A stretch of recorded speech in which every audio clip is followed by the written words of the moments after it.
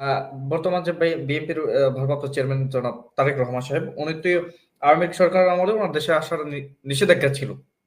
কিন্তু এখন তো আওয়ামী লীগ সরকার নাই। তাহলে উনার দেশের আসার তো কোনো বাধা নাই। আসলে উনি কেন দেশে আসছেন না? এ ব্যাপারে আপনি কোনো মন্তব্য করবেন কিনা?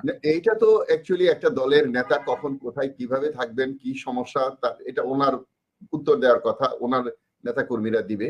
তো আমার যেটা অনুমান যে ওনার তো পাসপোর্ট বোধহয় বাতিল হয়ে গিয়েছিল। এই পাসপোর্ট তৈরি করার সময় লাগবে। একটা পাসপোর্ট ছাড়া তো একটা দেশে ঢোকা সহজ নয় বা সঠিক নয়। এটা একটা হতে পারে। দ্বিতীয়ত হলো যে উনি আরো অবজার্ভ করছেন এই সরকার কোন দিকে যাচ্ছে, জনগণের মতিগতি কি, দলের মতিগতি কি, হয়তো উনি অবজার্ভ করছেন।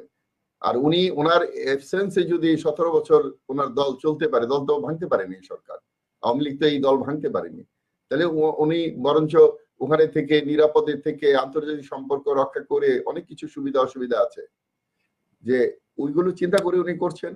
এবং এখন এই মিডিয়ার যুগে তো যে কোনো জায়গায় বসেই দলকে নির্দেশনা দেওয়া যায়। তো আমি ব্যক্তিগতভাবে খুব মনে করি না যে ওনার এখনই এসে সব কথা বলতে হবে বা এসে কাজ করতে হবে। আমি মনে করি আজকে সরকারকে ওনারা মুখে বলছেন যে আমরা সরকারকে সহযোগিতা করতে চাই, আবার বলছে যে যত দ্রুত সম্ভব নির্বাচন দিয়ে চলে যান। তো তাদের কাজ তো শুধু নির্বাচন দিয়ে চলে যাওয়া নয়, আর সংস্কার করবে রাজনৈতিক দল বলে দাবি করা হয়। আমি মনে করি যে 54 বছরে কোনো রাজনৈতিক দল বাংলাদেশের সংস্কার করেনি, 3 দলীয় জোটও সংস্কার করেনি।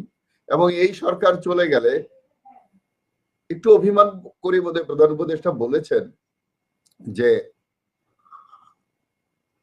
রাজনৈতিক দলগুলো চাইলে আমি নির্বাচন দিয়ে চলে যাব। এবং উনি ওনার প্রথম কথাটাই যদি শোনেন, প্রথম সেন্টেন্সটা উনি বলেছিলেন, আপনারা যদি আমাকে চান তাহলে আমার কথা শুনতে হবে, আর আমার কথাই যদি না শোনেন তাহলে আমি চলে যাই, আমার কাজে আমি ব্যস্ত হয়ে পড়ি। এটা উনি বুঝতে পেরেছিলেন যে এই দেশের মানুষ হয়তো সবকিছু মেনে নিবে না।